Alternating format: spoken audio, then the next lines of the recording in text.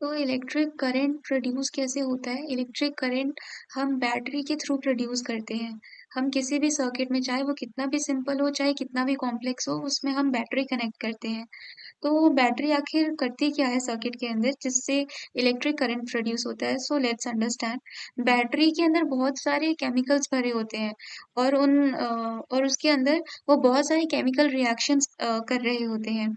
तो उन chemical reactions के कारण बैटरी के एक एंड पे बहुत सारे इलेक्ट्रॉन्स एक्यूमुलेट हो जाते हैं, जिसके कारण बैटरी का एक एंड नेगेटिवली चार्ज्ड हो जाता है और इवेंचुअली दूसरे एंड पे इलेक्ट्रॉन्स की डेफिशिएंसी हो जाती है, तो पॉजिटिव चार्ज इंक्रीज हो जाता है और ये जो एंड है that becomes your positively charged.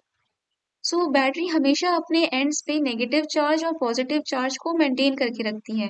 Now अब यहाँ पे जो पॉजिटिव चार्ज और नेगेटिव चार्ज फॉर्म हुआ है, इसी को हम बोलते हैं पोटेंशियल डिफरेंस। तो बैटरी का हमेशा एक ही काम होता है कि वो अपने एंड्स के अक्रॉस पोटेंशियल डिफरेंस मेंटेन करे और ये जो पोटेंशियल डिफरेंस है, इसी के कारण इलेक्ट्रिक करंट जनरेट होता है। इसीलिए हम यहाँ पे कह रहे हैं कि जो पोटेंशियल डिफरेंस है is the cause of electric current. तो यहाँ पे हमने एक सबसे सिंपल एक इलेक्ट्रिक सर्किट बनाया है जहाँ पे हमने बैटरी को मेटेलिक वायर से कनेक्ट कर दिया है।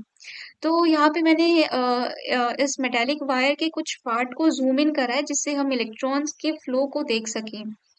तो एज़ वी नो कि जो लाइक चार्जेस होते हैं वो रिपेल करते हैं, यानी हम हमें पता है इस मेटेलिक वायर के अंदर बहुत सारे फ्री इलेक्ट्रॉन्स हैं and electrons are negatively charged.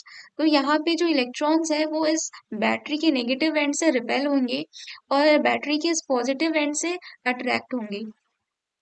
तो इवेंचुअली यहाँ पे जो मेटल के अंदर जो इलेक्ट्रॉन्स थे वो रैंडम डायरेक्शन में फ्लो कर रहे थे, तो अब वो इस नेगेटिव चार्ज से रिपेल होंगे and they will flow through the wire to the positive end of the battery.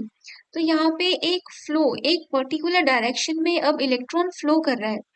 अब यहाँ से इलेक्ट्रॉन रिपेल हुआ और इस एंड पे इलेक्ट्रॉन अट्रैक्ट हुआ। तो अब ऐसा नहीं होता कि यहाँ पे जो इलेक्ट्रॉन्स हैं वो डायरेक्टली इस नेगेटिव एंड से एंड के पास चले जाएं।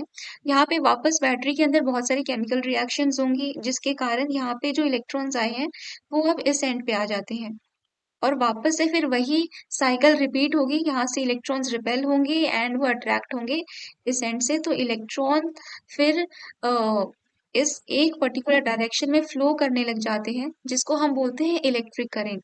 यानी कि अब इस सर्किट पे इलेक्ट्रिक करंट जनरेट हो गया है।